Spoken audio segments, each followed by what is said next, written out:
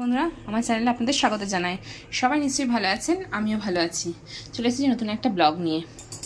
তো এই যে এখানে ভাত হচ্ছে, আর একটুখানি হলে নামিয়ে দেবো, হয়েই গেছে। আচ্ছা, এখানে আছে এই যে সর্ষেটা বেটে রেখেছিলাম, ফ্রিজ থেকে বার করে আনলাম। এই যে ভেন্ডি আছে, ঝাল করব একটু, এই টমেটো পেঁয়াজ দিয়ে সর্ষে বাটা দিয়ে ভেন্ডিটা ঝাল করব। দুটো উচ্ছে ভাজবো, উচ্ছে ভাজাটা ভাত দিয়ে খেতে খুব ভালো লাগে, একটু খড়খড় করে ভাজি তো বেশ কড়া করে। আর করব ডিমের ঝোল, দুটো ডিম আছে। আর এই যে এটা মশলাটা বাটবো। তো চলো ততক্ষণ রান্নাটা করে ফেলি। আলুটা আমি সেদ্ধ করে নিয়েছি। এখন না অনেকদিন ধরে ডিমটা রান্না করছি না, তো হয়তো ডিমটা পচে গেছে ডিমগুলো। তারপরে কিছু একটা ফাটিয়ে দিচ্ছি, না ডিম আলু আছে, তো এটাই অমলেট করে তরকারিটা দিয়ে দেবো।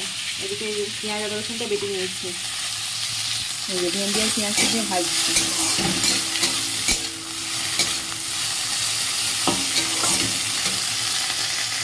দিয়েছি, ভালো করে কষিয়ে নিয়েছি, আর জল দিয়ে দেবো, মশলা ধোয়া জলটা দিয়ে দেবো।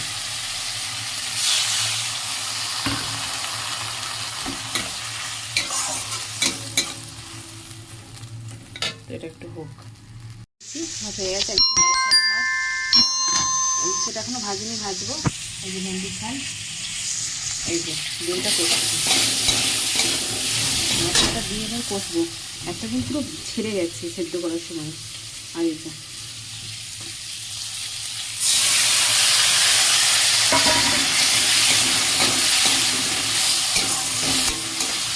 ভালো করে কষিয়ে নিই, তারপরে জল দিয়ে আবার আসছি। এই যে বন্ধুরা, একদম দেখো লাল লাল করে ডিমের ঝোল রেডি হয়ে গেছে, ঠিক আছে? তো রান্না মোটামুটি কমপ্লিট। আর এই যে এতে যেহেতু উচ্ছে ভেজেছিলাম, তেলটা ছিল আগের দিন, তো এটাতে উচ্ছেটা ভেজে নিচ্ছি। তো আমার রান্না শেষ। ওদিকে ভেন্ডি ঝোল ভাত তো হয়ে গেছে, আর এখানে বাসন কটা আছে, চলো মেজে নেবো।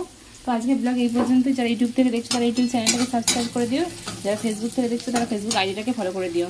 সবাই ভালো থেকো, টাটা।